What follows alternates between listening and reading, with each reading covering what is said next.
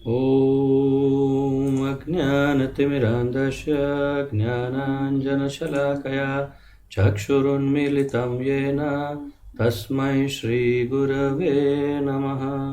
श्रीचैतन्यमनोभीष्टं स्थापितं येन भूतले स्वयं रूपकदा मह्यं ददाति स्वपदान्तिकं। वन्देऽहं श्रीगुरुं श्रीयुतपदकमलं श्रीगुरून् वैष्णवांश्च श्रीरूपं साग्रजातं सहगण रघुनाथान्वितं तं सजीवं साद्वैतं सावधूतं परिजनसहितं कृष्णचैतन्यदेवं श्रीराधाकृष्णपादान् सहगण ललिता श्रीविशाखान्वितांश्च। हे कृष्ण करुणा सिन्धो दीनबन्धो जगत्पते गोपेश गोपिकान्त राधाकान्त नमोऽस्तुते।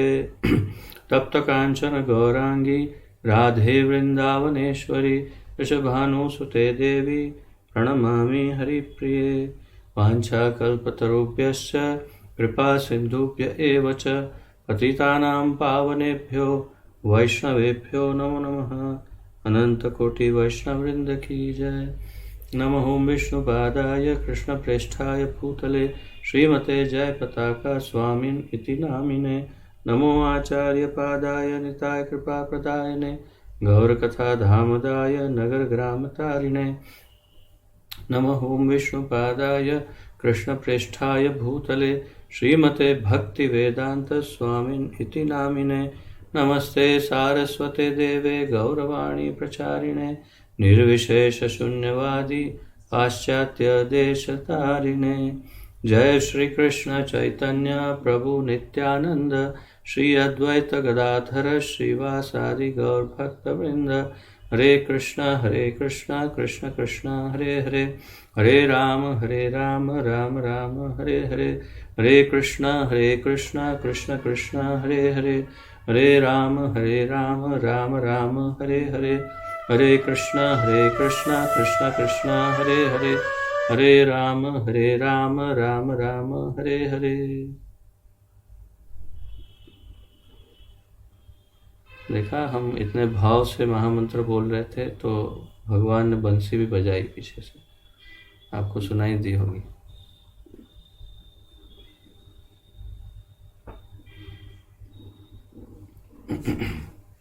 तो आइए, बहुत ही आनंद और उत्साह उल्लास के साथ आपका स्वागत करता हूँ।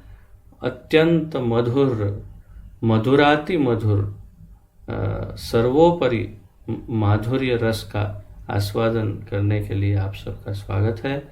जैसा कि आप जानते हैं, कल से हम बहुत ही महत्वपूर्ण अध्याय का अध्ययन कर रहे हैं और वो इस महत्वपूर्ण ग्रंथ भगवान श्री चैतन्य महाप्रभु का शिक्षामृत और इसका अनुवाद एवं तात्पर्य चैतन्य चरितामृत से हमारे इस्कॉन के संस्थापक आचार्य अभय चरणारविंद भक्तिवेदांत स्वामी श्रील प्रभुपाद जी द्वारा हुआ है।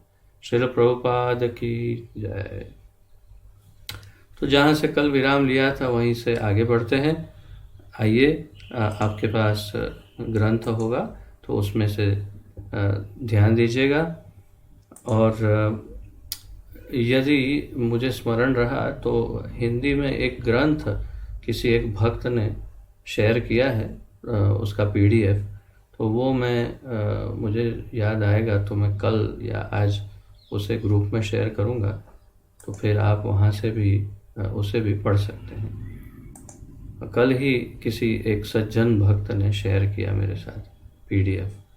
तो जो भी हो, आइए जहाँ से कल विराम लिया था। ये लेसन नहीं है, ये शिक्षामृत नहीं है। It is there, definitely. I checked. ये बुक भी है अंदर। So, आइए जहाँ से विराम लिया वहीं से प्रारंभ करते हैं। कल जो हमने महाप्रभु ने बहुत ही सुंदर अद्वितीय वर्णन किया है श्री भगवान की माधुरी का, और उसका आस्वादन करते हुए हम जो चर्चा की उसमें अंतिम चर्चा को थोड़ा सा पुनरावर्तन करके फिर आगे बढ़ते हैं, ताकि फिर जो उसकी कनेक्टिविटी है, लिंक है, वो बनी रहे और कुछ नया ना लगे। इसीलिए तो कल महाप्रभु श्रीमद् भागवत का ये श्लोक 9वां अध्याय, 9वां स्कंद 24वां अध्याय और 65वां श्लोक, उसकी चर्चा कल सनातन गोस्वामी से कर रहे थे, जिसके अंदर इसका अनुवाद पढ़ते हैं हम और फिर आगे पढ़ना प्रारंभ करते हैं। गोपांगनाओं के लिए कृष्ण की रूप माधुरी का आस्वादन नित्य उत्सव था। वे उनके सौंदर्य सार, सर्वस्व, मुखारविंद, मकरा कृत कुंडल, मंडित वर्ण, उन्नत ललाट तथा मादक मुस्कुराहट का निरंतर दर्शन करती। इस प्रकार श्री कृष्ण रूप रस समास्वादन करते हुए वे अपने दर्शनोत्सव में विघ्नकारी नेत्र पलकों के रचयिता ब्रह्मा की निंदा करने लगी थी। तो ये कल हमने ये सब चर्चा देखी और बड़े विस्तार से इसकी चर्चा भी हमने की थी। तो फिर इसके बाद एक और पैराग्राफ पढ़ा था। काम गायत्री नामक वैदिक मंत्र में श्री कृष्ण के मुख चंद्र को सब चंद्रमाओं का अधिपति कहा गया है और इसके अंदर बताया था कि एक एक उनके अंग जो हैं उसे चंद्र कहते हैं, नख चंद्र, जैसे ललाट चंद्र इत्यादि, और सब कपोल चंद्र। इस प्रकार कुल मिला के भगवान के अंतर्गत 24.5 चंद्रमाओं का वर्णन है। कुल मिला के 24.5 चंद्रमाओं से सुशोभित है भगवान का पूरा वपुह दिव्य शरीर। अब जहां से कल विराम लिया वहीं से आगे पढ़ते हैं। श्री कृष्ण के मकर कुंडल नेत्र तथा भ्रिकुटी के नर्तन विलास से गोपीगण उनकी ओर अत्यंत आकृष्ट होती हैं। तो श्री कृष्ण के मकर कुंडल, कल मैंने आप लोगों को समझाया था मकर कुंडल किसे कहते हैं। तो वही मकर एक विशिष्ट प्रकार की मछली है, उसी के आकार के कुंडल कान में, और नेत्र तथा भ्रिकुटी अर्थात ये जो आंखों के ऊपर जो होता है उसे भ्रिकुटी, और के नर्तन विलास से गोपीगण उनकी ओर अत्यंत आकृष्ट होती है। ये इसके अंदर गहराई से थोड़ा सा जाने जैसा है। मकर कुंडल, उससे आकर्षण हो सकता है, ठीक है। नेत्रों से हमने काफ़ी फिल्मों में देखा है कि नेत्रों से, कल हमने चर्चा भी की थी कि तुम्हारी झील सी आंखें इत्यादि। तो नेत्रों की बात भी समझ में आती है, लेकिन भ्रिकुटी के नर्तन विलास से गोपीगण उनकी ओर अत्यंत आकृष्ट होती है। भ्रिकुटी के नर्तन विलास, भ्रिकुटी का अर्थ मैंने समझाया, और नर्तन का अर्थ है नृत्य, विलास, नर्तन विलास अर्थात वो वही विलास अर्थात भोग, या जैसे हम भोग विलास कहते हैं ना, तो आनंद प्राप्ति का एक आनंद प्राप्ति की प्रक्रिया। तो भ्रिकुटी के नर्तन विलास से अर्थात कि भगवान को गोपियों के सामने देखकर कुछ ऐसा कुछ करता। अब मैं तो स्वाभाविक है, मुझे तो ऐसी कोई प्रैक्टिस नहीं है, ऐसा कुछ करने की आवश्यकता पड़ती ही नहीं है। तो मैंने कल भी ट्राई किया था ये पढ़ते समय कि थोड़ा मैं जब क्लास लूंगा तो कैसे हिलाऊंगा, लेकिन हिलती नहीं है ज़्यादा। लेकिन भगवान को तो जबरदस्त प्रैक्टिस होगी, कभी एक हिला रहे हैं, कभी दोनों हिल रही है, कभी एक इधर से ऊपर, कभी एक इधर से नीचे। तो इसको नर्तन विलास कहते हैं, अर्थात कि ये दोनों नाचती है। अब ये दोनों कैसे नाचती है, वो कोई डांसर को पूछना पड़ेगा, कोई जो कथक या ऐसे कोई डांसर होते हैं। What is other? भारतनाट्यम डांसरों को नर्तन, तो भ्रिकुटी, नर्तन विलास, ये सब जो एक्शन करते हैं भगवान, उससे, उनके नेत्रों से और उनके कुंडल से गोपीगण उनकी ओर अत्यंत आकृष्ट होती है। अब सोचिए कि भगवान कैसे गोपियों को आकर्षित करते हैं। तो भक्त की क्रियाएं भक्ति की कामना को उत्तरोत्तर बढ़ाती है। भक्त की क्रियाएं भक्ति की कामना को, भक्त की क्रियाएं भक्ति की कामनाओं को उत्तरोत्तर बढ़ाती है। तो जो अर्थात कि जो भक्त अपनी भक्तिमय क्रियाएं जो भी करते हैं, साधन भक्ति, तो वास्तव में साधन भक्ति से और साधना से धीरे धीरे धीरे धीरे धीरे उसकी कामना जो है, भगवान के दर्शन की कामना, भगवान का संग प्राप्त करने की कामना, भगवान की सेवा करने की कामना, ये धीरे धीरे धीरे धीरे बढ़ सकती है। श्री कृष्ण के मुख चंद्र को निहारने के अतिरिक्त नेत्रों द्वारा अन्य कुछ दर्शनीय नहीं है। दर्शनीय है ही क्या? अच्छा,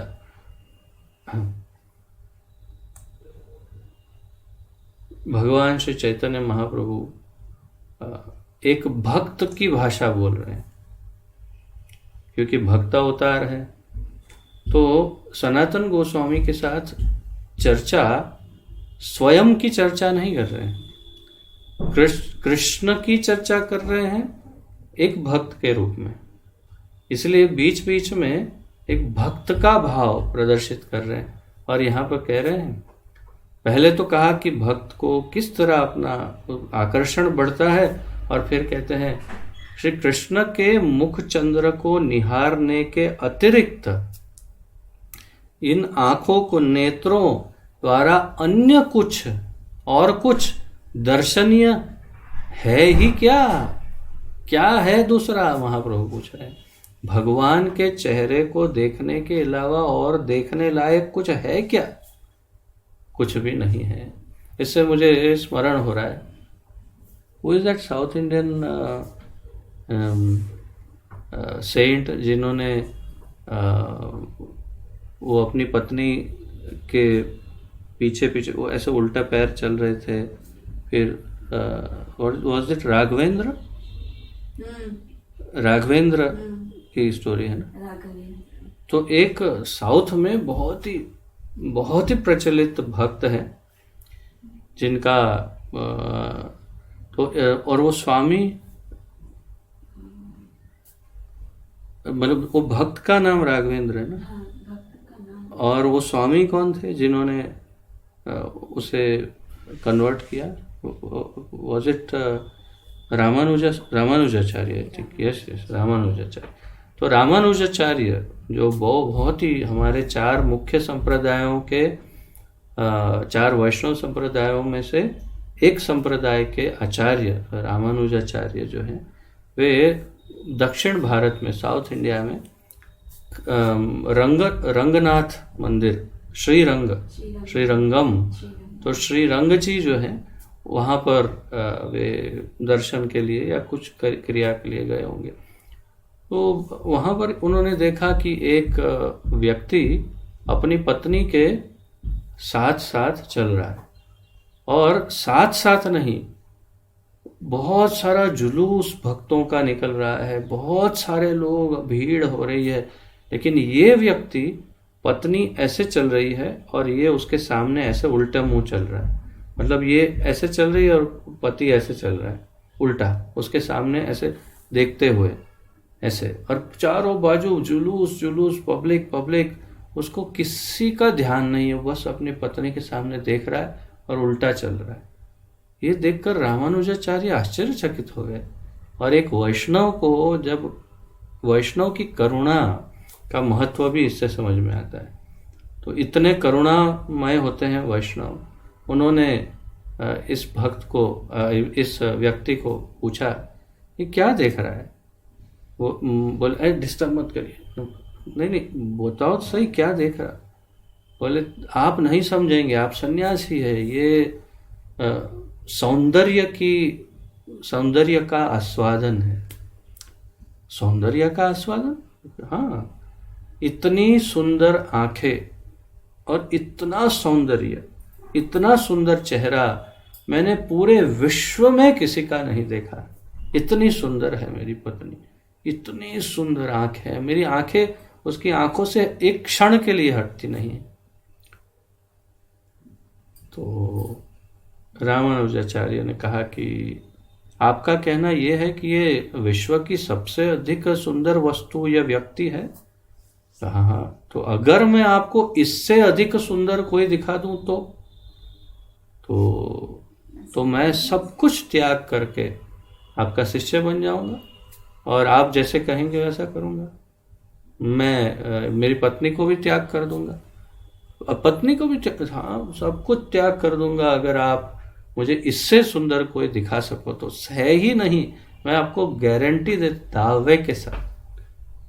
ठीक है, कल सुबह मंगल मुहूर्त में रंग जी का जो मंदिर है, श्री रंगम, वो मंदिर के द्वार पर आ जाना, मैं तुम्हें वहीं मिलूंगा। ठीक है। सुबह प्रातःकाल वो वहाँ पहुँच गया और बड़ा अधीर था, आतुर था। कहाँ है, दिखाइए दिखाइए, उससे सुंदर कोई है, दिखाइए। चैलेंज याद है ना? ठीक है। हाथ पकड़ा उसका, हाथ में एक दीपक लिया और रंग जी के गर्भगृह में प्रवेश किया। जा करके श्री रंग जी जो शैया पर, शेष शैया पर लेटे हैं, उनका चेहरा उसको दीपक की ज्योत में दिखाया। और ये भक्त की, ये इतने उन्नत आचार्य की करुणा है ना, तो भगवान ने भी अपनी मोहिनी शक्ति को ऐसा प्रकट किया कि जैसे ही उस भक्त ने, उस व्यक्ति ने भगवान का चेहरा देखा तो ऐसा चिपक गया चुंबक की तरह कि दिन के दिन समय का समय निकलता जाए लेकिन उसकी आंख नहीं हट रही थी। और उसी क्षण से उसने पूरे संसार का त्याग करके वो पूर्ण रूप से शुद्ध भक्त बन गया। और आचार्य को कहा कि आपने सत्य कहा, इससे सुंदर, इसके सामने ऐसी लाख मेरी पत्नियां आएगी तो भी इनकी बराबरी नहीं कर सकती, इतने सुंदर हैं। तो यहाँ हम भगवान के चेहरे की सुंदरता की बात कर रहे थे। तो ये महाप्रभु कह रहे हैं कि क्या हमारी इन दोनों आँखों को के लिए भगवान के सुंदर चेहरे को देखने के अलावा अतिरिक्त और कोई प्रयोजन है क्या? उसका कोई कार्य है क्या? तो हाँ, नहीं, और कोई कार्य नहीं। श्री कृष्ण की रूप माधुरी का नेत्र युगल से तृप्तिदायक पान कभी नहीं हो सकता, महाप्रभु कह रहे हैं। अभी समझाता हूँ धीरे धीरे, क्योंकि ये तो बहुत है, एकदम हैवी हिंदी है ना। श्री कृष्ण की रूप माधुरी का, ये तो समझ गए आप, श्री कृष्ण की रूप माधुरी का नेत्र युगल अर्थात दो, तो हमारे दो नेत्रों से तृप्तिदायक, संतोष मिले, संतुष्टि हो जाए, तृप्त हो जाए, ऐसा पान, पीने का पान कभी नहीं हो सकता। अर्थात कि आप चाहे करोड़ों वर्षों तक ठाकुर जी का चेहरा देखते रहो, परंतु ऐसा कोई क्षण नहीं आएगा जब आपको लगे हाँ बस हो गया, बोर हो गया, बहुत हो गया। जैसे आप सबको अनुभव होगा, मैं तो कई बार जो नया क्लास लेते हैं पहली बार या पहली दूसरी तीसरी बार, उसमें मैं महामंत्र की जब बात आती है कीर्तन की, तो मैं सबको ये उदाहरण देता हूँ कि हमारे जीवन में हमने कई गाने सुने, फिल्म के गाने, चाहे गज़लें हो चाहे कविताएं हो, और उसका एक दौर आता है, जैसे वो बहुत ही प्रचलित गाना कबूतर जा जा जा कबूतर, तो वो गाना जब आरंभ हुआ तो प्रत्येक घर के अंदर कबूतर जा जा जा चल रहा था। कितना चला कबूतर, कितना गया, मेरे कहने का मतलब है कितने कब तक चलाया लोगों ने, 1 महीना, 2 महीना, 6 महीना, 1 साल, 1.5 साल, दूसरे साल में तो कबूतर के साथ वो कैसेट लेके उड़ गया कबूतर। बाद में कभी वर्षों से सुनाई नहीं दिया, अब तो कहीं सुनाई नहीं देता, और कोई सुन भी रहा हो तो हम कहेंगे क्या बोरिंग पुराना गाना सुन रहा है। लेकिन हरे कृष्ण महामंत्र का कीर्तन, और वो भी श्रील प्रभुपाद जी की सुमधुर आवाज में, मंदिर में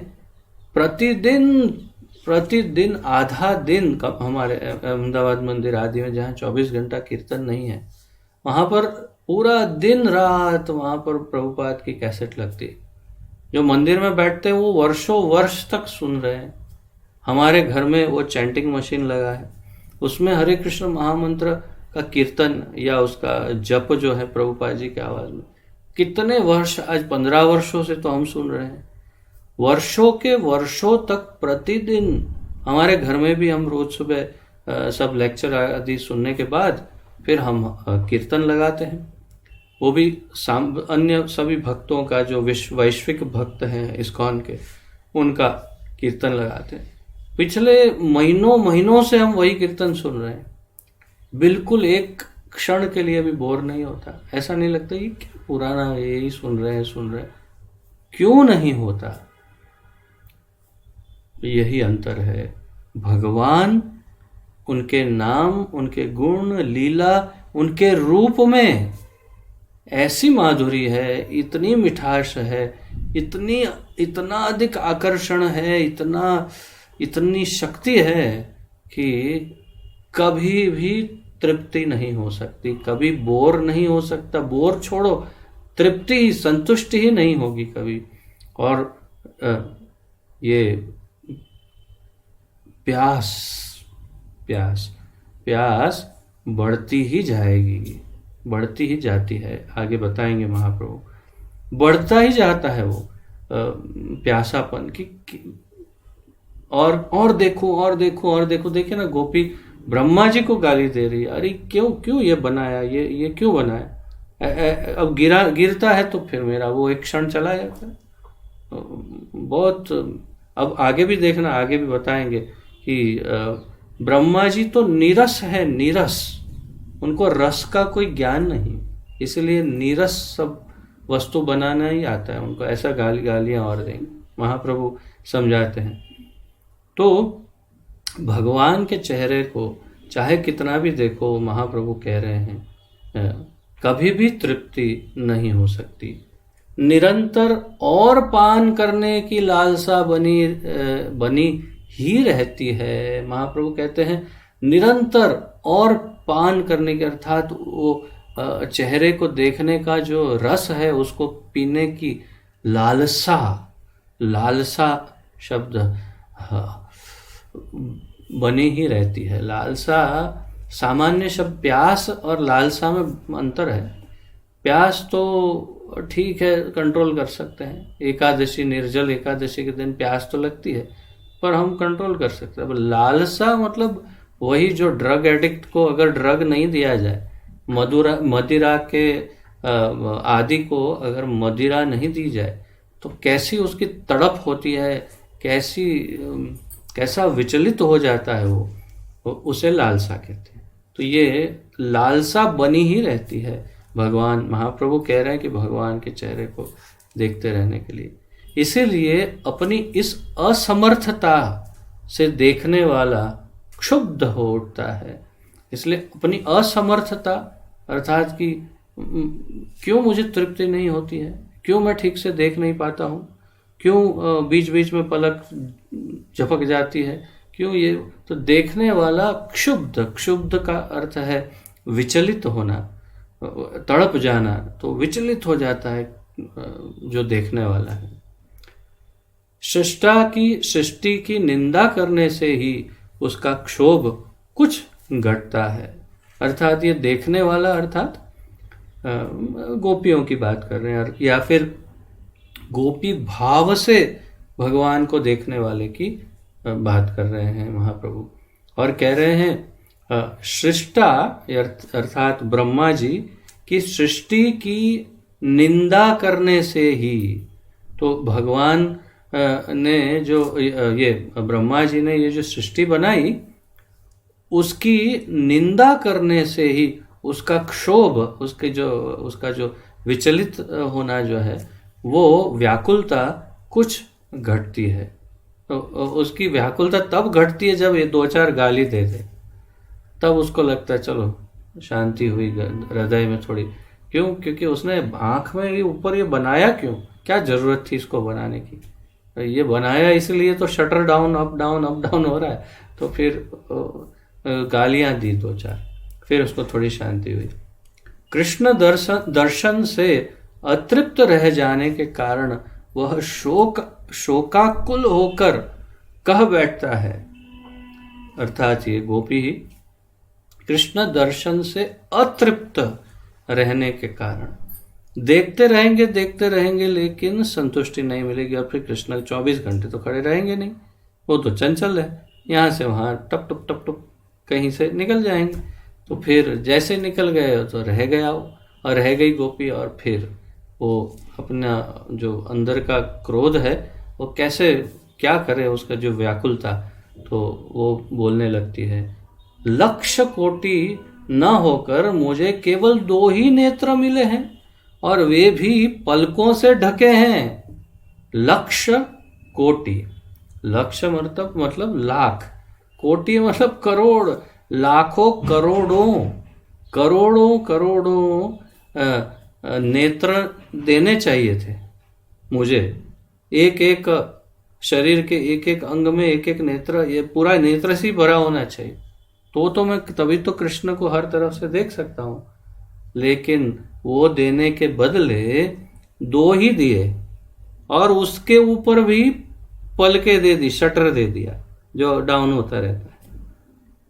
यहां से शुरुआत की, फिर इसीलिए यह समझना चाहिए कि इस शरीर का सृष्टा जड़मती है।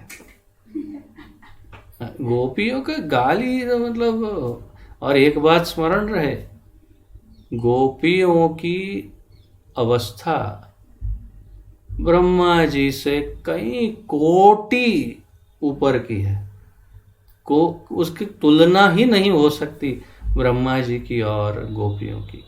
इसलिए उन्हें तो पूरा अधिकार है उन्हें कुछ भी कहने का, सीनियर जो है। तो वैसे भी बहुत सुंदर गाली दे रही है। क्या कह रही है? इसीलिए यह समझना चाहिए कि इस शरीर का सृष्टा, इस शरीर को बनाने वाला जड़मती है, उसकी बुद्धि जड़ बुद्धि है। अब कभी कभी बच्चों को डांटते हैं ना, अरे जड़ बुद्धि, कहीं खबर पड़े से कुछ समझ में आता है क्या? जड़ बुद्धि मतलब कुछ समझ में ही नहीं आता, अक्ल में कुछ घुसता नहीं, उसे जड़ बुद्धि। ब्रह्मा जी को जड़ बुद्धि कहा, और फिर क्या कहा? और सुनिए गाली, रस शून्य होने के कारण वह केवल साधारण तथा निरस सृष्टि कर सकता है।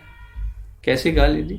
रस शून्य है, रस शून्य कहते हैं, कुछ संवेदना जैसा है कि नहीं, कुछ भावनाएं हैं कि नहीं, कि जड़, ये हृदय की जगह पत्थर है क्या है, ऐसे कहते हैं नाम। वैसे रस शून्य होने के कारण ब्रह्मा केवल साधारण तथा नीरस सृष्टि ही कर सकता है। वो क्या बनाएगा? उसको खुद को एक तो जड़ मोती, रस तो है नहीं कोई किसी प्रकार का, इसलिए नीरस और साधारण सृष्टि ही उसको बनानी आती है। श्री कृष्ण दर्शन के उपयुक्त सृजन करने में वह अयोग्य है। श्री कृष्ण दर्शन के उपयुक्त सृजन करने में वो अयोग्य है। भगवान श्री कृष्ण का दर्शन करने योग्य शरीर बनाने की कला उसे नहीं आती है। गोपियों ने सर्टिफिकेट दे करके ऐसा ऊपर सिक्का मार के साइन करके ब्रह्मा जी के हाथ में पकड़ा दिया। आपको भगवान के दर्शन करने के उपयुक्त बॉडी शरीर बनाना नहीं आता है। डिस्क्वालिफाइड, रिजेक्टेड, जाइए। बताइए, अभी इतनी गालियां खा के ब्रह्मा जी बेचारे क्या उनकी हालत होगी। तो महाप्रभु ये सब वर्णन बहुत सुंदर, अद्वितीय भाव, इसमें वास्तव में ब्रह्मा जी का कोई रोल नहीं है। इसमें रोल है उस गोपी के हृदय में विराजमान कृष्ण प्रेम के दर्शन का। हमें दर्शन करना है कि उस गोपी के हृदय में कितना गहरा कृष्ण प्रेम है कि जो इतनी व्याकुल हो जाती है कि जो इस शरीर के बनाने वाले को गाली देती है। तो तात्पर्य यह है कि इसमें पराकाष्ठा उस गोपी के प्रेम की है। ब्रह्मा जी तो क्या, जैसा उनको आदेश मिला वैसा ही बॉडी बनाएंगे ना। उनको जैसा ऑर्डर मिला वैसा बनाया, वो क्या करेंगे उसमें। उनको बोला शटर डालना तो डाल दिए ऊपर, उसमें वो क्या कर सकते हैं। तो अब गोपी को वो मैन्युफैक्चरिंग डिफेक्ट लगेगी तो उसमें वो क्या करे बेचारे। जैसा एग्रीमेंट वैसा मैन्युफैक्चरिंग। ठीक है, चलिए आगे बढ़ते हैं। गोपी मन श्री कृष्ण माधुर्य के आस्वादन में ये निरंतर संलग्न रहता है। गोपी मन, गोपी का जो मन है वो श्री कृष्ण माधुर्य के आस्वादन में ही निरंतर संलग्न रहता है। निरंतर उसी में गोपी का मन निरंतर कृष्ण रस के, कृष्ण माधुर्य के आस्वादन में निरंतर लगा रहता है। और हम सब गोपी भरथुर पद कमलयोर दास दासानुदास, हम गोपियों के पद कमलों के की सेविकाओं के दासों के दास बनने का प्रयास कर रहे हैं। और हमारा मूल भाव या रस गोपी भाव मूल रूप से डेवलप करना, ये हमारा मूल उद्देश्य है कि उस भाव से हम, अर्थात कि उस कोटि के, उस लेवल के प्रेम से हम ठाकुर जी की भक्ति करें। तो उसके लिए हमारा मन भी, हमें उनका अनुगह होना है। तो अनुगह होने के लिए, अनुगमन करने के लिए गोपी की तरह हमारा मन निरंतर ठाकुर जी के अंदर होना चाहिए। श्री कृष्ण लावण्य केली सदन हैं तथा उनके निजांग माधुर्य सिंधु, अतिशय मधुर मृदु हास्य तथा मुख चंद्र गोपी मन मंथन में पूर्ण समर्थ है। मुझे पूरा भरोसा है कि अगर मैं इसी तरह एक एक लाइन पढ़ूंगा तो इसमें से एक भी शब्द समझ में नहीं आएगा, क्योंकि मैं भी 3-3, 4-4 बार पढ़ता हूं तब मेरी समझ में आता है। तो फिर ऐसे में पढ़ जाऊंगा तो न्यूज जैसा हो जाएगा, न्यूज रीडिंग। श्री कृष्ण लावण्य केली सदन, ये शब्द ढूंढो किसी डिक्शनरी में मिलेगा। तो ये अनुवादक श्री ने पता नहीं कहाँ से कौन से शब्द उठा कर जोड़ करके बनाया या क्या किया। लावण्य केली सदन, अर्थात जैसा मैं समझ पा रहा हूं अपनी अल्प बुद्धि से, सुंदरता का पूरा एक खजाना, घर या भंडारा जिसे कहते हैं, उसे लावण्य केली सदन। सदन तो आप समझते हैं और लावण्य भी समझते हैं। तो लावण्य का, रूप का, सौंदर्य का पूरा खजाना जो है वो तो श्री कृष्ण सौंदर्य के खजाना है, तथा उनके निजांग अर्थात अपने अंग जो भी हैं वो क्या है, निजांग माधुर्य सिंधु, उनका निजांग माधुर्य सिंधु अर्थात कि उनके एक एक अंगों की जो मधुरता है उसका समुद्र। अब इतना मीठा, इतना आकर्षक, इतना मीठा है उनका एक एक अंग कि वो एक एक समुद्र के समान है। हाँ, अतिशय मधुर मृदु हास्य, अतिशय महाप्रभु कह रहे अतिशय मधुर। कभी कभी चाय नहीं, दूध पहले के जमाने में जब हम चाय पीते थे तब की बात, उसमें कभी 1-2 चम्मच शुगर डालते हैं, उसकी जगह 4 चम्मच डाल दिया, बोले अरे रे क्या किया, ये चाशनी बना दिया पूरा, बहुत अधिक मीठा कर दिया, इतना मीठा क्यों कर दिया, चाय है कि चाशनी है ऐसा। लेकिन ये मधुरता की लिमिट नहीं है, ये कितनी भी चम्मच डालो तो भी इसकी मिठास और अच्छी लगती है, उसकी कोई लिमिट नहीं है। तो वो ही अतिशय मधुर मृदु हास्य, मृदु एकदम मंद मुस्कान ठाकुर जी की जो है वो अतिशय मीठा है। तथा मुख चंद्र, और उनका मुख चंद्र जो मुखारविंद है वो गोपी मन मंथन में पूर्ण समर्थ है। गोपी के मन को मंथन, ये है मंथन। ऐसे आप जो घर में पता नहीं अब तो बनाते हो कि नहीं, पर ऐसे करते हैं, उसको मंथन कहते हैं। जो समुद्र मंथन तो आपको पता ही है, एक तरफ राक्षस एक तरफ देवता मिलके जो किए थे।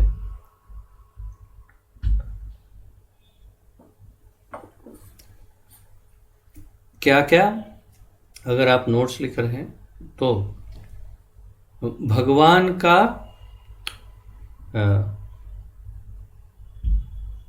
भगवान स्वयं अर्थात श्री कृष्ण लावण्य केली सदन है, तथा उनका निजांग माधुर्य सिंधु, उनका निजांग माधुर्य सिंधु। तो उनके अंगों की मधुरता,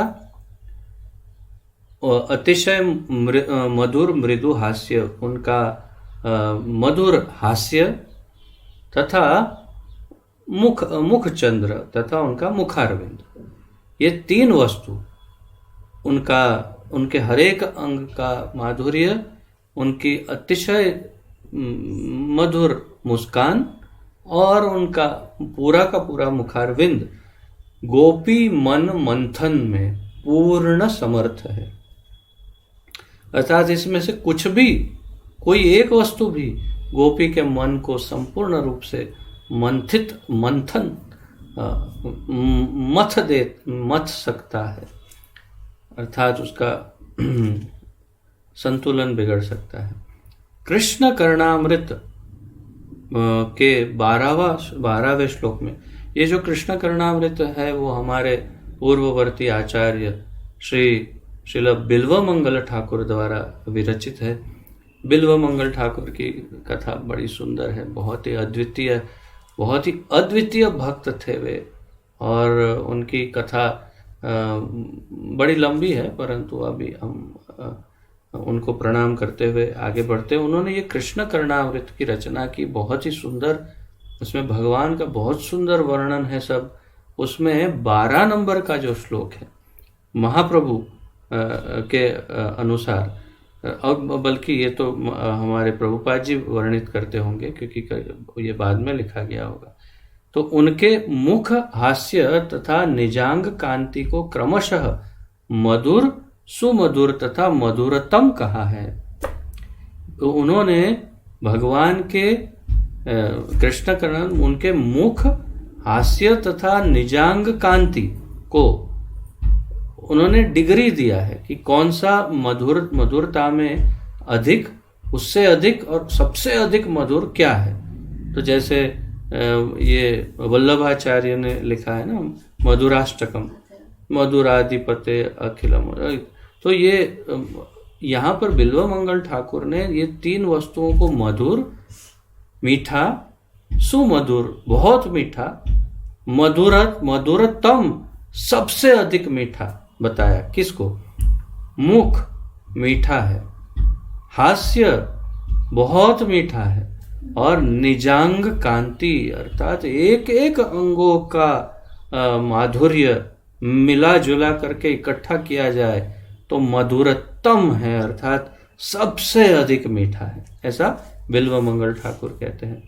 श्री कृष्ण की अंग माधुरी, मुख चंद्र तथा मंद हास्य के दर्शन से दर्शक प्रेम मुग्ध होकर अलौकिक उन्माद सागर में डूब जाता है। कृष्ण की अंग माधुरी, मुख चंद्र तथा मंद हास्य, ये तीनों वही चीज के दर्शन से दर्शक प्रेम मुग्ध, मुग्ध अर्थात मुग्धा अवस्था, मंत्र मुग्ध कहते हैं ना, ये बंगाली में भी ये शब्द है मंत्र मुग्ध। क्योंकि मैं ये सब हिंदी शब्दों का देख रहा था कि भाई बंगाली में भी देखे कुछ कुछ अगर मिले तो आप लोग जल्दी समझ पाए। तो मुग्ध, मोहित होना, सम्मोहित होना, उसे कहते हैं मुग्ध। और मंत्र मुग्ध जैसे बंगाली में भी कहते हैं। तो सम्मोहन, सम्मोहन शक्ति, मुग्ध हो। यहाँ पर कह रहे हैं दर्शक ये सब देख करके दर्शक प्रेम मुग्ध, प्रेम मुग्ध, प्रेम में सम्मोहित होकर अलौकिक उन्माद सागर में डूब जाता है। उन्माद के सागर में, उन्माद का अर्थ है पागलपन, अलौकिक उन्माद अर्थात दिव्य पागलपन में के सागर में, पागलपन के सागर में डूब जाता है। पागल ही हो जाता है जो वास्तव में कृष्ण प्रेम में डूब जाता है। मीरा तो दीवानी भई, ऐसा कुछ है ना, तो वो कहती है। तो मीरा दीवानी अर्थात यही प्रेम में पागल, उसे दीवाना कहते हैं। तो ये है प्रेम का पागलपन, प्रेम उन्माद। श्री कृष्ण के माधुर्य के आगे यह उन्माद बहुधा उपचार बिना बना रहता है। उसी प्रकार जैसे सनिपात में वैद्य रोगी को जल दिए बिना रोग को स्थिर रहने देता है। तो श्री कृष्ण के माधुर्य के आगे यह उन्माद बहुधा उपचार बिना बना रहता है।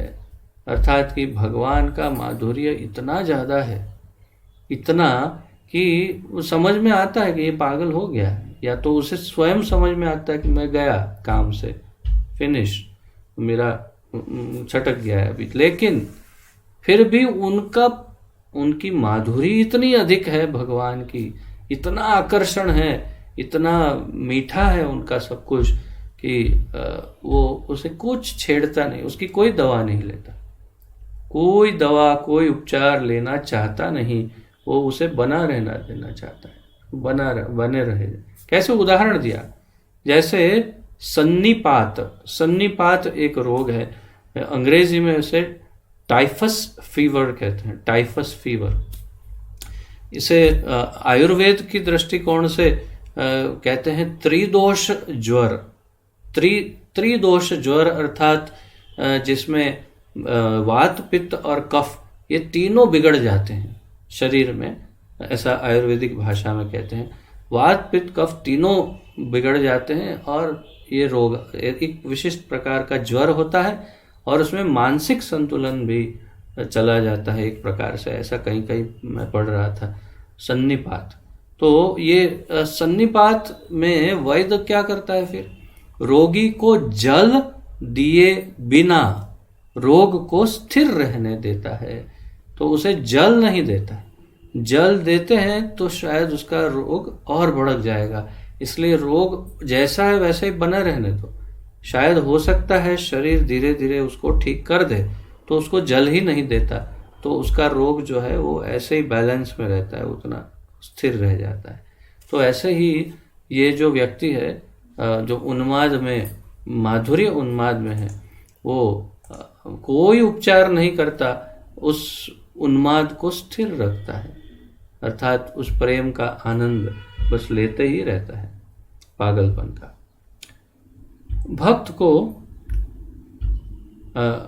भक्त के लिए श्री कृष्ण का विरह तीव्र से तीव्रतर हुआ जाता है, क्योंकि श्री कृष्ण के बिना वह उनके माधुर्यामृत का पान नहीं कर सकता।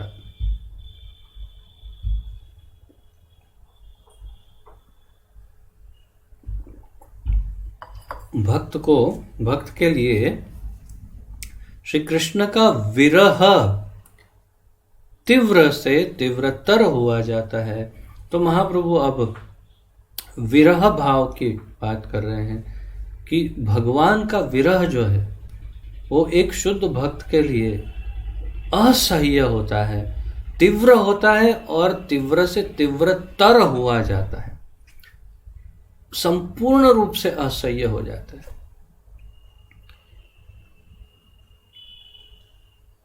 बहुत ही संकोच के साथ लेकिन एक उदाहरण दे रहा हूं। बहुत संकोच इसलिए क्योंकि मैं स्वयं ही इस उदाहरण के लिए कुछ भी कहने के की स्थिति में नहीं हूं, परंतु उदाहरण है। ये सही है कि गलत है, मैं कुछ भी कहने की स्थिति में नहीं हूं। कानूनी तौर पर से ठीक नहीं है, परंतु ये है। और वो उदाहरण ये है, अभी कुछ ही दिन पूर्व यहाँ श्री वृंदावन धाम में, अगर आपको ध्यान में हो तो रशियन बिल्डिंग है। उस रशियन बिल्डिंग के छत से एक रशियन माताजी ने छलांग लगाकर आत्महत्या कर ली, और पता चला कि उनसे कृष्ण का विरह सहन नहीं हो रहा था, इसलिए उन्होंने छलांग लगा दी। ये है कृष्ण विरह तीव्र से तीव्रतर हुआ जाता है। मैं ये बिल्कुल भी नहीं कह रहा हूं कि ये योग्य है या ऐसा करना, बिल्कुल भी इसके मैं समर्थन में या उससे विरोध में भी नहीं। मैं बिल्कुल केवल एक न्यूज़ की तरह आपको बता रहा हूं कि ये दशा है तीव्र से तीव्रतर की, कि जहां सहन ही नहीं होता भगवान का विरह।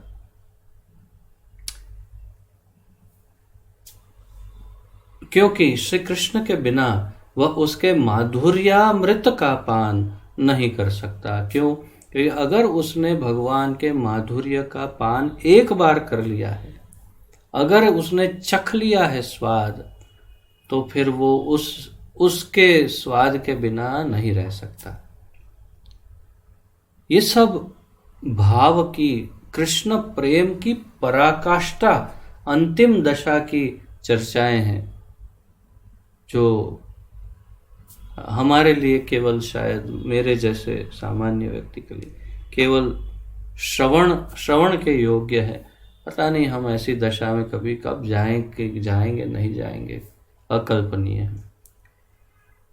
आगे बताते हैं महाप्रभु, श्री कृष्ण वेणु रवामृत के कर्णरंध्रों में प्रविष्ट होने पर उसके निरंतर श्रवण की लालसा के बल से भक्त माइक आवरण को लांघकर उस परव्योम में प्रविष्ट हो जाता है, जहां वेणु गीत गोपी अनुगों को श्रवण गोचर हुआ करता है। श्री कृष्ण वेणु रवामृत, वेणु रव अमृत, रव का अर्थ है ध्वनि या साउंड, या क्या कहते हैं उसे, आवाज, परंतु सुंदर। तो वेणु रव, वेणु ध्वनि, तो वेणु की आवाज।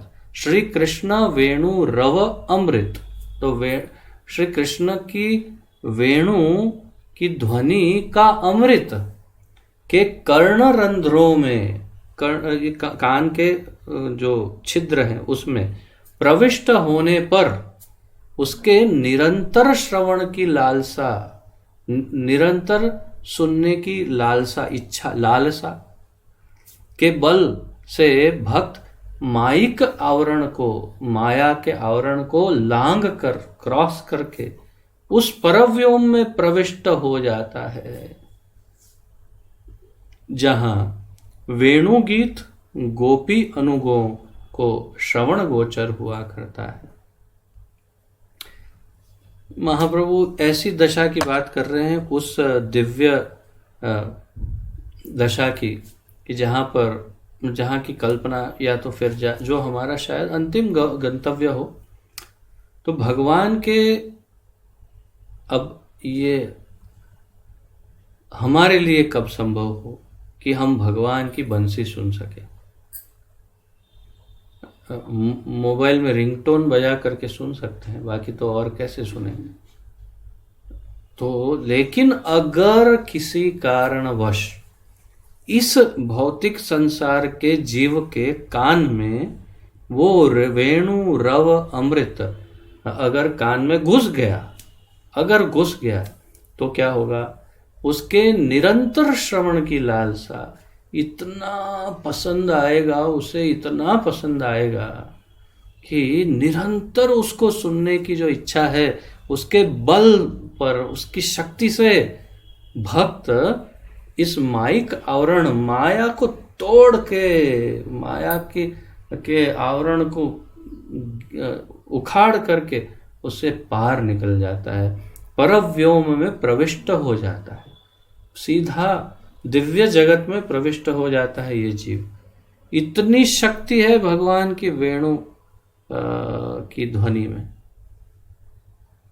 हम तो केवल कल्पना ही कल्पना कर सकते हैं। वही उन मक्खियों की तरह जो बॉटल के अंदर मधु रखा है, हनी रखा है, और बॉटल बंद है, बाहर से गोल गोल घूमती रहती है मक्खी, कैसा स्वाद है, कैसा।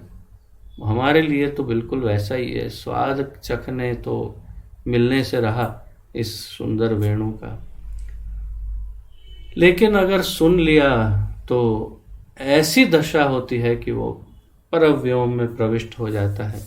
और कहाँ, जहां वेणु गीत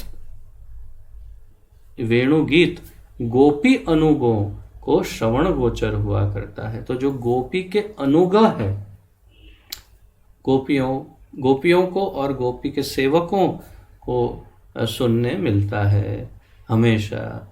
कहाँ, गोलोक धाम में, और कहाँ। तो ये दशा की बात कर रहे हैं महाप्रभु।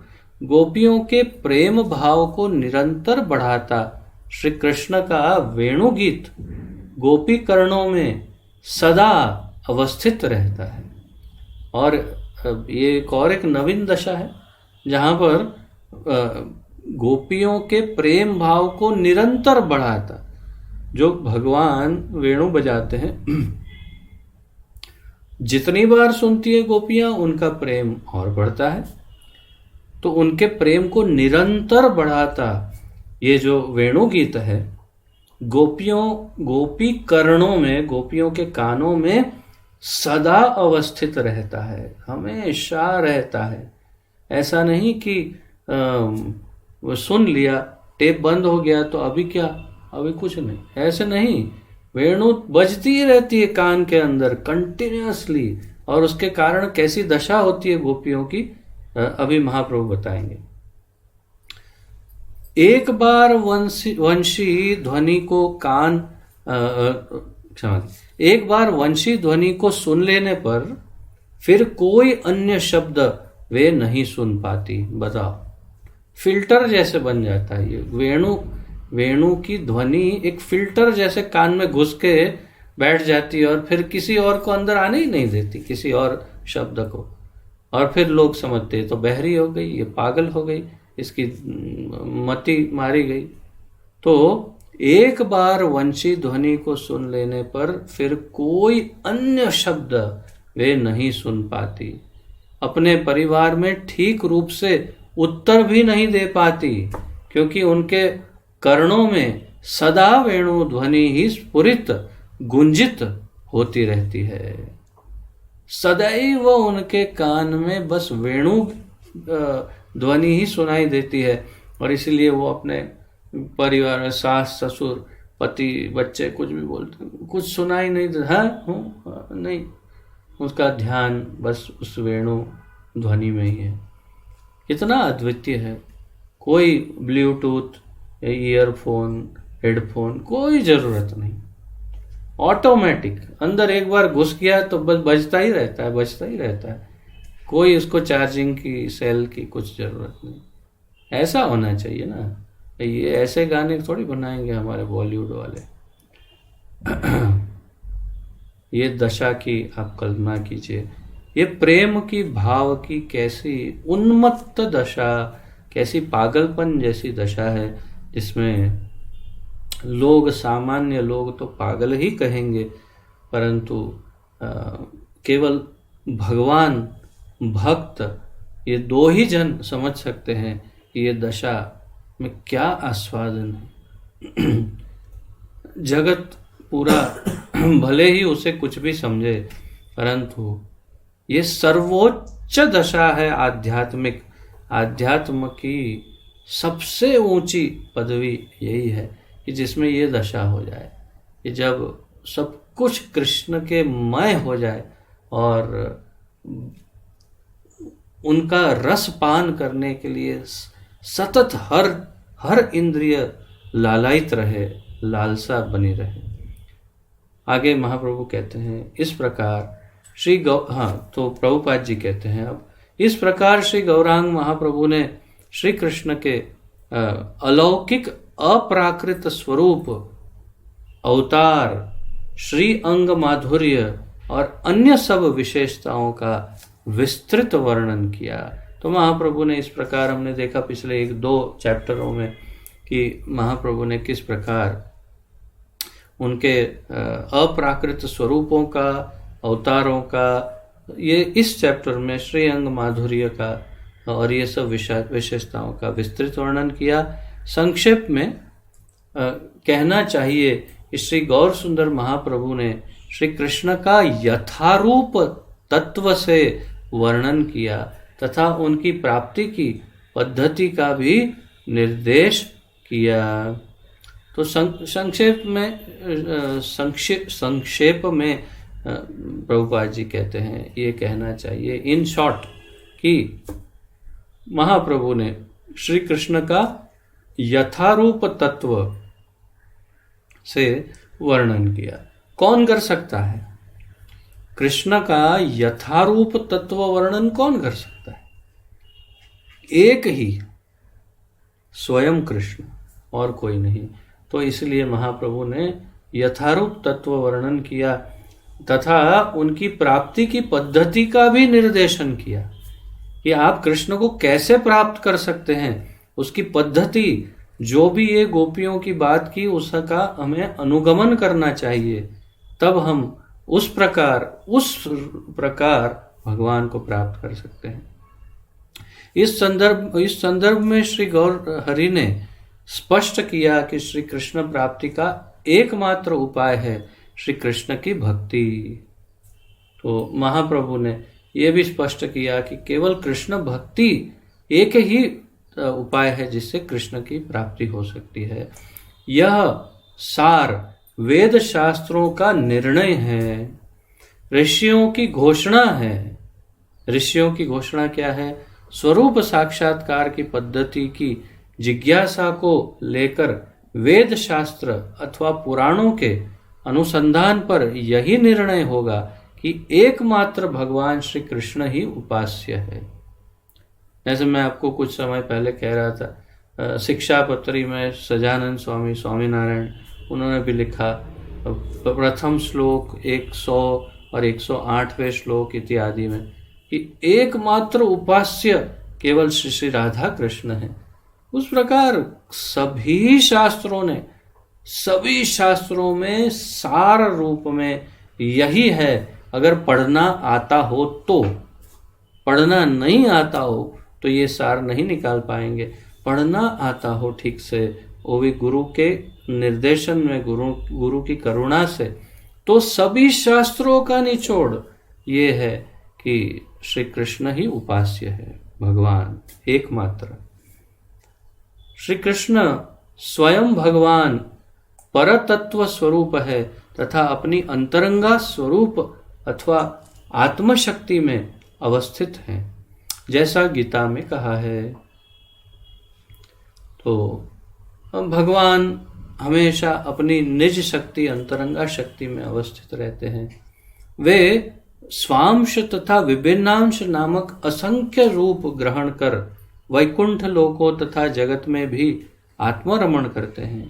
तो हमने देखा, ये ब्रह्म संहिता में देखा था विस्तार से, कि वे स्वांश, स्व अंश, जैसे पुरुष अवतार, लीला अवतार आदि में, तथा विभिन्न अंश जैसे गुण अवतार, शंभु या शिव जी, ब्रह्मा जी आदि गुण अवतारों में विभिन्न अंश, और जीव तत्व नामक असंख्य रूप ग्रहण कर वैकुंठ लोकों तथा जगत में भी आत्मरमण करते हैं, अर्थात आनंद तो वे ही लेते हैं। चाहे विभिन्न अंश हो, चाहे स्वांश हो, हर रूप से वे ही आनंद प्राप्त करते हैं। उनके विभिन्न अंश जीव हैं तथा भगवत शक्ति के भेद से उनकी 2 श्रेणियां हैं। अब ये एक अतिरिक्त ज्ञान, थोड़ा सा एक्स्ट्रा नॉलेज है जो इम्पोर्टेंट है। उनके विभिन्न अंश जीव है, उनके जो विभिन्न अंश है जीव है। शिव तत्व भी है, परंतु जीव तत्व मुख्य रूप से विभिन्न अंश है, और उसमें 2 श्रेणियां हैं, अर्थात जीव की 2 कैटेगरी, श्रेणियां हैं। आपकी नोट्स के लिए, नित्य मुक्त तथा नित्य बद्ध। जीव की जो भगवान की विभिन्नांश शक्ति है, उसकी 2 श्रेणियां है, नित्य मुक्त अथवा तथा नित्य बद्ध। नित्य मुक्त जीव कदापि माया के संसर्ग में नहीं आते। नित्य मुक्त जीव कदापि, कभी भी माया के संसर्ग में, माया के अंदर, माया के आवरण के अंदर या उसके असर में कभी नहीं आते, उसके संपर्क में ही नहीं आते। इसीलिए उन्हें माया का कोई अनुभव नहीं होता। देखिए आश्चर्य है ना, ऐसे भी जीव हैं कि जिन्हें अनुभव ही नहीं कि माया क्या है, उसे उन्हें नित्य मुक्त कहते हैं, जो सदैव मुक्त ही रहते हैं। और वो, उनके बारे में थोड़ा और बताएंगे महाप्रभु। कृष्ण चरण भक्ति उन्मुखी होने से उनकी कृष्ण पार्षदों में गणना है। कृष्ण चरण भक्ति उन्मुखी होने से, अर्थात कि सदैव सतत निरंतर कृष्ण चरण में या कृष्ण भक्ति में लगे रहने के कारण उनकी कृष्ण पार्षदों में गणना है। अर्थात ये नित्य मुक्त जीव सब कृष्ण के पार्षद हैं। तो जैसे यशोदा मैया, नंद बाबा, अर्जुन और मधुमंगल, ये गोपियाँ, सखियाँ, ये सब नित्य मुक्त जीव हैं, जो पार्षद है भगवान के, जो जहाँ जहाँ भगवान लीला करते हैं सब जगह उनके साथ ही रहते हैं। चाहे गोलोक हो, चाहे किसी ब्रह्मांड में हो, उनके साथ जाते हैं, साथ वापस चले जाते हैं। उनके जीवन के सुख का एकमात्र स्रोत कृष्ण भक्ति है। हमारे जीवन के सुख का स्रोत, हमारे जीवन में अनेक सुख के स्रोत हैं। जितनी इंद्रियां उतने सुख के स्रोत हम ढूंढ निकालते हैं। कभी मोबाइल, कभी सिनेमा, कभी लॉ गार्डन के वो बाजी पाव या पिज़्ज़ा या कभी ये कभी वो, कुछ ना कुछ कहीं ना कहीं से ढूंढ के हम अलग अलग हमारे सुख का साधन निकाल। इन नित्य मुक्त जीवों के लिए सुख का एकमात्र साधन या स्रोत है और वो है कृष्ण भक्ति।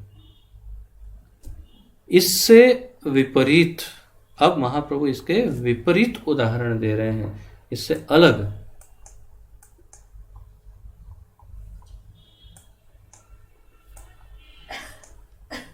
इसके बाद कितना है? Is this the last? हाँ, ओके, प्रयास करते हैं, अगर समाप्त हो जाए तो अच्छा है। इससे विपरीत कृष्ण भक्ति विमुख नित्यबद्ध जीव सदा त्रिविध ताप से पीड़ित रहते हैं। एक बाजू कृष्ण नित्य मुक्त, एक बाजू नित्यबद्ध। नित्यबद्ध जीव कृष्ण विमुख, सबसे पहला ही ये वर्णन किया, कृष्ण विमुख है। मेरा तो ये मेरी राय है, मेरा अभिप्राय है कि आप एक पेज पर एक बीच में लाइन करके एक साइड पे नित्य मुक्त, एक साइड पे नित्यबद्ध, ऐसे लिख करके दोनों की कंपैरिजन में इसका पॉइंट, इसका पॉइंट, इसका पॉइंट, ऐसे करके कर सकते हैं तो आपको जल्दी याद रहेगा, आपकी जैसे आपको उचित लगे ऐसे, परंतु एक सुझाव है। तो कृष्ण भक्ति विमुख नित्यबद्ध जीव, सबसे पहला उसमें दुर्गुण यह है कि वो कृष्ण भक्ति विमुख है और इसलिए नित्यबद्ध है, पकड़ में है किसकी? माया की। सदा त्रिविध ताप से पीड़ित रहता है। कौन से तीन? आदि भौतिक, आदि आध्यात्मिक और आदि दैविक।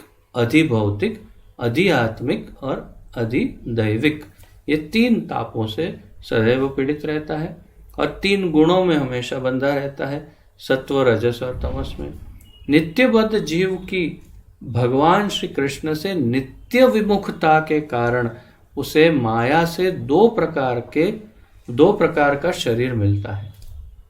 तो भगवान से विमुख होने के कारण उसे माया दो प्रकार के शरीर देती, बिल्कुल उसी तरह जैसे एक कैदी चोरी किया, तब तक मुक्त था, आराम से घूम रहा था, चोरी किया, पुलिस ने पकड़ लिया, कोर्ट में सजा मिली, उसको जेल में भेज दिया। जेलर के पास गया, जेलर ने बोला आओ आओ, बहुत बढ़िया, क्या किया है? चोरी, कोई बात नहीं, तुमको मैं बढ़िया से उसके अनुरूप ही सब देता हूँ, आओ। और फिर पहले तो ये ड्रेस पहनो, ये इसके ऊपर ऐसे ऐसे चट्टा-पट्टा है, वो वाला ड्रेस पहनो, कैदी नंबर 420 उस पर लिखा है बड़े बड़े अक्षरों में। फिर इसका फोटो वोटो खींचो प्लेट लेकर, हाँ ऐसे ऐसे। फिर और क्या, तो और तुम्हें बस ये रूम तुम्हें मिलेगी, ये रूम तुम्हारी है और इसमें तुमको खाना भी, तो एक ड्रेस दे दिया उसको। इसी प्रकार माया देवी इस दुर्ग की जेलर दुर्गा माया वो शरीर देती थी, ले ले ले बेटा, आजा आजा, कृष्ण विमुख है ना तू, आजा, कृष्ण को भूल गया ना, आजा, मैं तुझे अच्छा शरीर देती हूँ। दो प्रकार के शरीर, कैसे? पंच तत्वात्मक स्थूल शरीर, पंच तत्वों से बना हुआ ये हाड़, मांस, चमड़ी, मूत्र, मल, खून, कफ, पित्त, वायु से भरा हुआ शरीर, पूरा गंदगी का एक थैला दे दिया, ले पकड़, इसमें घुस जा।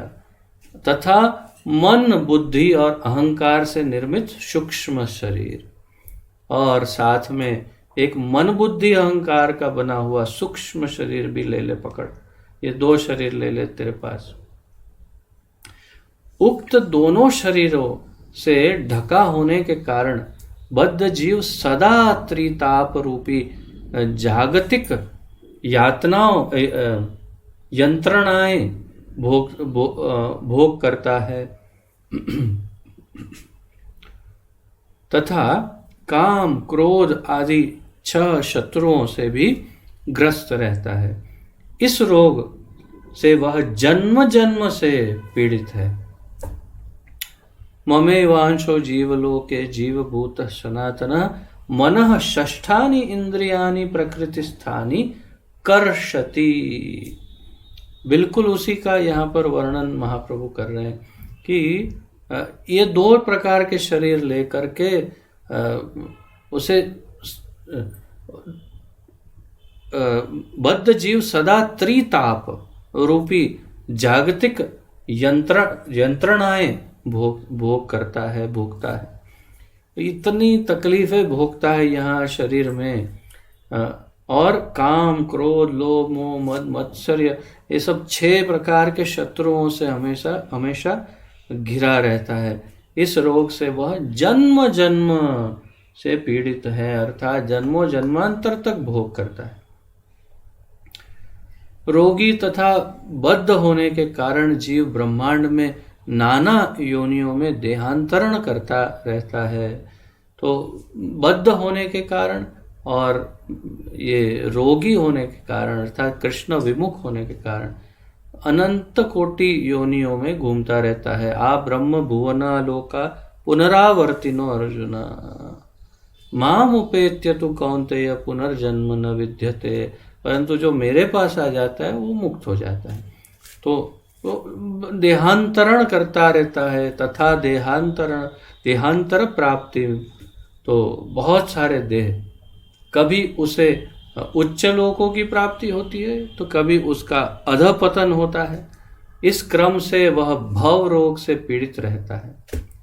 सिद्ध चिकित्सा गुरु की शरण ग्रहण कर सिद्ध चिकित्सक अर्थात कि अच्छे बहुत ही निपुण डॉक्टर गुरु की शरण ग्रहण और आज्ञा पालन करने पर ही उसके भव रोग की निवृत्ति हो सकती है।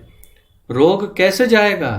तो एक सिद्ध चिकित्सक गुरु अर्थात कि शुद्ध वैष्णव गुरु और उसकी शरण ग्रहण करके और उनकी आज्ञा पालन करते हुए अपने जीवन को ढालने पर ही उसकी इस भव रोग से निवृत्ति हो सकती है। विश्वास पूर्वक गुरु की आज्ञा पालन से बद्ध जीव भव रोग से छुटकर और मुक्ता अवस्था में स्थित होकर पुनः श्री कृष्ण भक्ति करने लगता है। वापस अपने घर श्री कृष्ण से के समीप पहुंचकर उनकी सेवा प्राप्त करता है। गुरु के निर्देशन में वो धीरे धीरे धीरे भक्ति करके कृष्ण के पास पहुंचकर अपने घर वापस जा सकता है। अपने यथार्थ स्वरूप का परिचय होने पर बद्ध जीव को प्रभु से प्रार्थना करनी चाहिए। महाप्रभु कहते हैं जब उसको ये समझ में आ जाए तो उसे प्रार्थना करनी चाहिए। हम सब के लिए ये प्रार्थना महाप्रभु दे रहे हैं। प्रभु और मैं और कितने समय काम क्रोध आदि शारीरिक धर्मों के अधीन रहूंगा, ऐसी प्रार्थना करनी चाहिए। बद्ध जीव के स्वामी ये काम आदि कभी दयार्द्र नहीं होते। बद्ध जीव के स्वामी, हम बद्ध हैं और हमारे भी ऊपर स्वामी है। कौन है? काम क्रोध लोभ मोह मद मत्सर्य, ये कभी दयार्द्र नहीं होते, अर्थात कि उनका हृदय कभी द्रवित नहीं होता। चलो छोड़ दो, आज इसको छोड़ दो, कभी नहीं छोड़ते ये काम क्रोध लोभ। जीव भी अनादिकाल से निरंतर ऐसे दुष्ट स्वामियों की सेवा करता आ रहा है। अनादिकाल से हम काम क्रोध लोभ मोह मद मत्सर्य ये सब का हम उसकी उन स्वामियों की सेवा कर रहे हैं और समझते हैं हम मैं हूं मैं कुछ नहीं। इन सब की सेवा चल रही है भाई, और कुछ नहीं चल रहा है। ये मैं जो मैं भोग रहा हूं वो तुम अपने काम की क्रोध की लोभ की सबकी सेवा कर रहे हो। इन स्वामी की सेवा करता है, किंतु अपने यथार्थ स्वरूप कृष्ण भावनामृत के जागृत होने पर वह इन दुष्टों का परित्याग कर सर्वभाव से श्री कृष्ण चरणों की शरण ग्रहण कर लेता है। परंतु अपने जब समझ में आ जाए कि मैं कौन हूं, और जब श्री कृष्ण के चरण की शरण ले लेता है, तब फिर वो मुक्त हो सकता है। इस अवस्था में भगवान श्री कृष्ण से वह विनती करता है कि वे उसे अपनी प्रेममयी सेवा भक्ति में लगाएं, और फिर वो प्रार्थना करता है निरंतर, ठाकुर जी मुझे अपनी प्रेमा भक्तिमय सेवा में लगाइए, मुझे लगाइए वापस, बस बहुत हो गया, मैं अब थक गया हूँ। तो आप सब सोचिए, आप सब यदि थक गए हैं तो आपको ये निरंतर प्रार्थना करनी चाहिए ठाकुर जी से कि अब मैं थक गया हूँ, मुझे बस अब यहाँ नहीं रहना, मुझे बस अब आप अपनी प्रेमा भक्ति, निज प्रेमा भक्तिमय सेवा में लगाइए। ये प्रार्थना जीव करता है। वैदिक साहित्य में कहीं कहीं मुक्ति के विभिन्न मार्गों के रूप में सकाम कर्म, ध्यान योग तथा ज्ञान की स्तुति है, परंतु देखा जाए तो सब शास्त्रों में एक स्वर से भक्ति को ही सर्वोपरि माना गया है। बोल कौन रहा है? भगवान श्री चैतन्य महाप्रभु स्वयं सब शास्त्रों के रचयिता, स्रोत स्वयं ही कह रहे हैं कि परंतु देखा जाए तो सब शास्त्रों में एक स्वर से भक्ति को ही सर्वोपरि मार्ग माना गया है। भाव यह है कि कृष्ण भक्ति स्वरूप साक्षात्कार, कृष्ण भक्ति स्वरूप साक्षात्कार का सर्वोत्तम सर्वोपरि समसिद्ध पथ है, तथा शुद्ध कृष्ण भक्ति ही अभिधेय है, अर्थात इसे सीधे सीधे करना चाहिए। बिल्कुल स्पष्ट कह रहे हैं महाप्रभु, कृष्ण भक्ति सर्वोत्तम सर्वोपरि समसिद्ध पथ है, तथा शुद्ध कृष्ण भक्ति ही अभिधेय है। सकाम कर्म, ध्यान योग तथा ज्ञान अभिधेय नहीं है। सकाम कर्म, ध्यान और ज्ञान योग ये अभिधेय नहीं है। ये सब आत्म साक्षात्कार के सीधे मार्ग नहीं है। भक्ति के बिना ये स्वरूप साक्षात्कार की समसिद्धि नहीं प्रदान कर सकते। वास्तव में स्वरूप साक्षात्कार के सभी पथ अंतिम रूप में सब प्रकार से भक्ति पथ पर आश्रित हैं। महाप्रभु का इतना मेजर स्टेटमेंट है ये कि जितने भी ज्ञान मार्गी हैं जो अपना झंडा ऊपर लहराते रहते हैं, जो ध्यान योगी हैं, जो कर्म योगी हैं, उन सबको कभी न कभी यदि समझ में आए, उनका अहंकार यदि उनको परमिशन दे, अगर उनका ये जो झूठा बन बैठा हुआ एकदम सॉलिडिफाई हुआ जो मेंटल ब्लॉक या अहंकार है, विकृत अहंकार, जो उनको ये मनवा के बैठा है कि नहीं ज्ञान योग ही श्रेष्ठ है, नहीं ध्यान योगी सबसे श्रेष्ठ, ये ही, वो अगर उसमें थोड़ी सी क्रैक आ जाए और थोड़ा अगर समझने की प्रयास करे, महाप्रभु को पहचाने कि कौन है स्वयं श्रीमन महाप्रभु, तो उनका ये स्टेटमेंट स्वीकार करे कि भक्ति के बिना ये स्वरूप साक्षात्कार की समसिद्धि नहीं प्रदान कर सकते। वास्तव में स्वरूप साक्षात्कार के सभी पथ अंतिम रूप में सब प्रकार से भक्ति पथ पर ही आश्रित है, अर्थात मूल रूप से भगवान की प्राप्ति का एक ही पथ है और वो है भक्ति, अन्य कुछ नहीं। तो इस प्रकार ये 10वां अध्याय यहाँ पर समाप्त होता है, जिसका शीर्षक था भगवान श्री कृष्ण की रूप माधुरी और फिर कल से हम 11वां अध्याय प्रारंभ करेंगे, जिसका शीर्षक है श्री कृष्ण भक्ति। कृष्ण भक्ति तो काफ़ी लंबा है ये चैप्टर, अध्याय, तो समय लगेगा, परंतु आज के लिए इतना ही। किसी का कोई यदि प्रश्न आदि हो तो प्रस्तुत कर सकते हैं। आपका स्वागत है।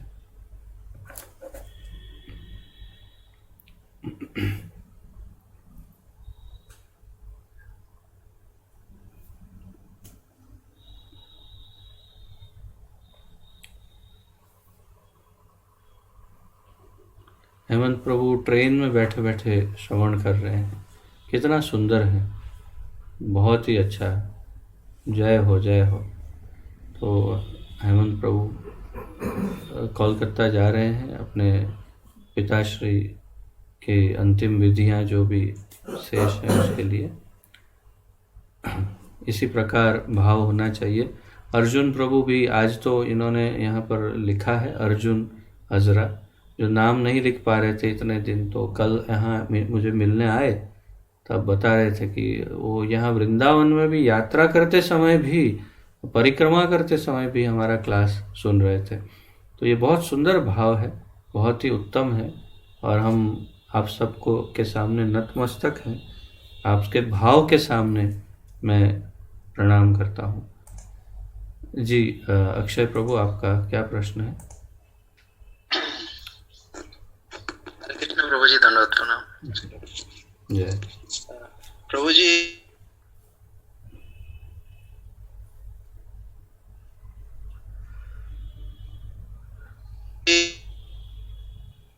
हरे कृष्णा हरे Krishna. some problem with our internet. हरे कृष्णा। उनको जो हरे बच्चों, कृष्णा। उनका भी शरीर होता है, लेकिन हरे कृष्णा। हरे कृष्ण प्रभु जी। हाँ, मुझे एक भी शब्द सुनाई नहीं दिया। मेरे वहाँ शायद किसी का या तो फ़ोन आ रहा होगा या कुछ प्रॉब्लम होगा। तो ये क्या है, इसी फ़ोन से मैं कैमरा रखता हूँ, तो मुझे कभी ये सब ऐसा बीच में डिस्टर्बेंस हो जाता है, तो मैं कुछ भी सुन नहीं पाया। आप पूरा फिर से बोलिए। जी प्रभु जी, हरे कृष्ण। प्रभु जी, ये संशय है कि जैसे यहाँ पर जो महाप्रभु बताते हैं कि जो नित्य बहिर्मुख जीव होते हैं, उनको एक स्थूल शरीर, जो पंचभूतात्मक जो स्थूल शरीर है, और फिर उनको मन बुद्धि अहंकार का जो सूक्ष्म शरीर दिया जाता है। तो जो नित्य मुक्त होता है, तो हम हमारे दृष्टि से उनको वही शरीर में देखते हैं, तो हमको इसको अलग से कैसे देख सकते हैं? मतलब इसका दोनों का भेद क्या, हम कैसे समझें? ऐसे ही देखते हैं, मतलब जो नित्य, जैसे हमारा प्रभुपाद जी है, गुरु महाराज है जी, तो ये सब नित्य मुक्त जीव है। तो यहाँ पर जो नित्य बद्ध जीव का जो स्थूल शरीर और सूक्ष्म देह जो दिया जाता है, वो हम हमारे दृष्टि में जो नित्य मुक्त जो जीव है, जैसे प्रभुपाद जी है, तो हम देखते हैं उनका भी ऐसा एक स्थूल शरीर है और फिर एक सूक्ष्म शरीर है। लेकिन इन दोनों को हम कैसे समझे, किस तरह, मतलब कैसे हम भेद समझ सकते हैं कि नित्य? महाप्रभु ने भेद समझा दिया। अगर आपने ध्यान तो दिया ही है, आपने अवश्य ध्यान से ही सुना, परंतु फिर भी आपको स्मरण कराऊं पुनः। महाप्रभु कहते कि जिसने एक बार वो वेणु का नाद सुन लिया, वेणु गीत, वेणु का जो गायन है, वो संगीत वो सुना, उसके कान में चला गया एक बार, तो वो इतना व्याकुल हो जाता है कि वो इस माइक जगत के आवरण को, माया के आवरण को भेद करके, पार करके परव्योम में प्रविष्ट हो जाता है, चला जाता है, और फिर वहाँ पर गोपियों के संग में वो फिर नित्य श्रवण कर सकता है। तो ये जो है वो हमें ये बताने के लिए महाप्रभु कह रहे हैं कि इसी प्रकार जब यहाँ इस भौतिक संसार में कोई भक्त जब परिपक्व हो जाता है तो वो इस संसार के शरीर में रहते हुए भी वो संपूर्ण नित्य मुक्त की अवस्था को प्राप्त कर लेता है। फिर उसे जड़ जगत के कुछ नियम, माइक नियम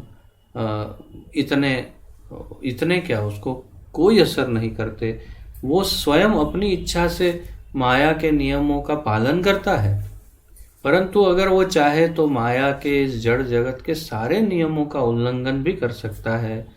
जैसे कई बार कई सिद्ध योगी और कई उन्नत भक्त कुछ चमत्कार करते हैं तो वो संभव है उस अवस्था में, परंतु वे फिर भी इस माया के नियमों का पालन करके और भक्ति का प्रचार करना चाहते हैं, दूसरों को मुक्त करवाना चाहते हैं।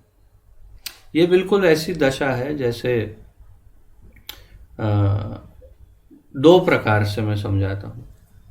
प्रभुपाद जी वो है जो एक व्यक्ति समुद्र में गिरा है, गिर के डूब रहा है और वहाँ पर एक क्या कहते हैं उसे, लाइफ गार्ड या लाइफ कोस्ट गार्ड या ऐसे कुछ कहते हैं, वो जो समुद्र किनारे पे मदद के लिए होते हैं, वो एक ट्यूब पहनता है रबर की या कुछ और कूदता है, छलांग लगाता है समुद्र में और फिर वो भी गीला हो जाता है पूरा और फिर लगता है कि ये भी डूब रहा है, लेकिन वो अंदर जाके वो डूबने वाले का हाथ पकड़ के फिर वापस लेके किनारे पे आ जाता है।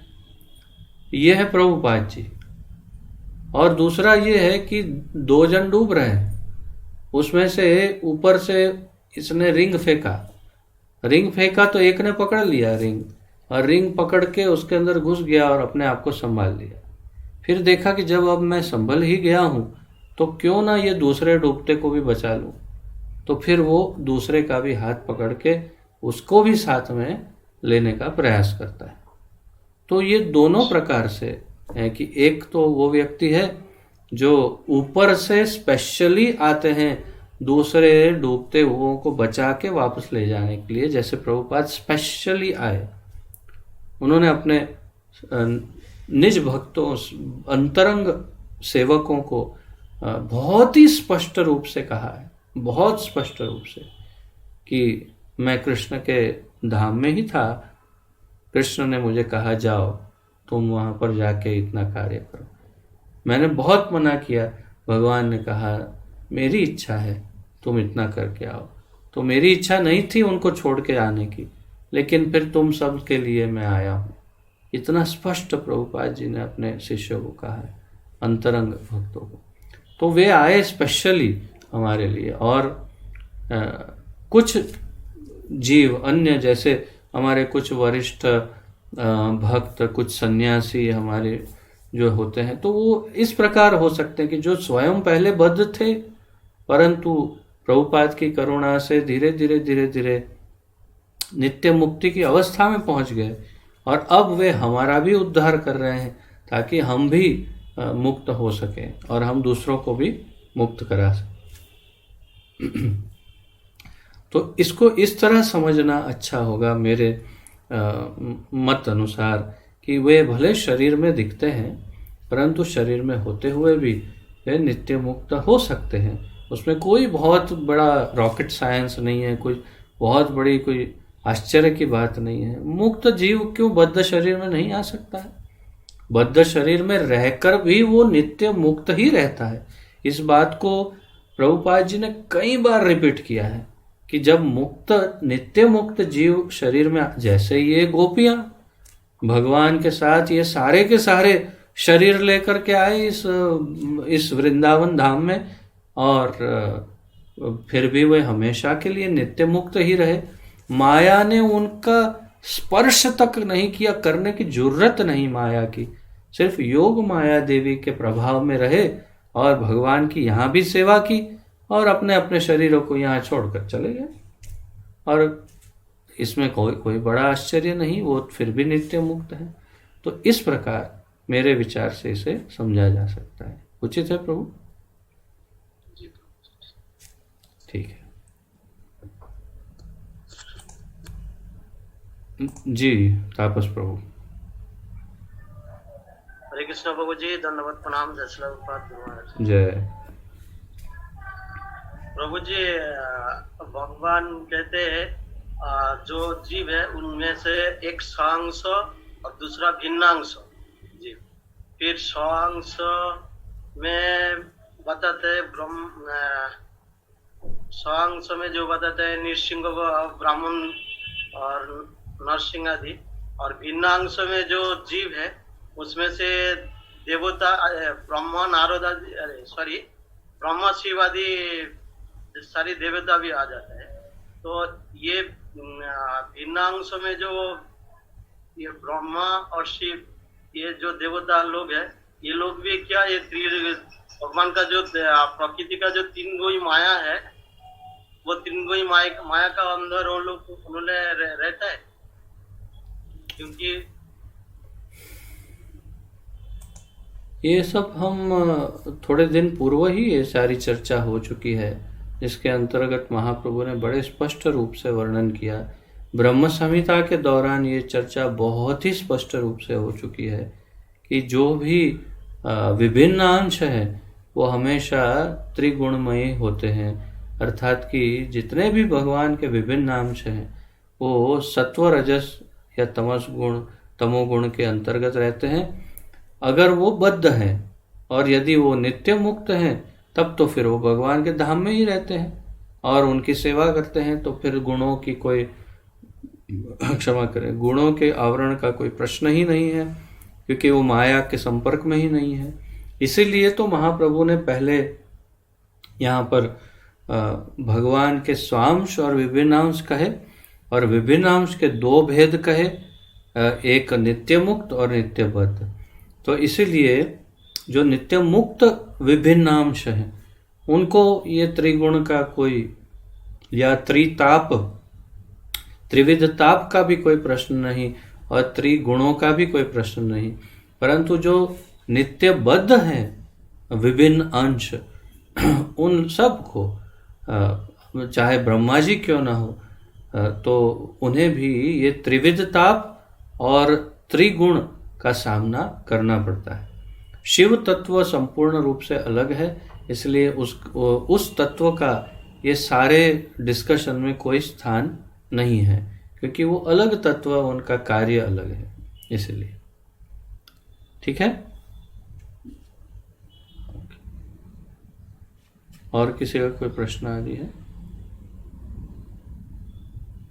हरि बोल।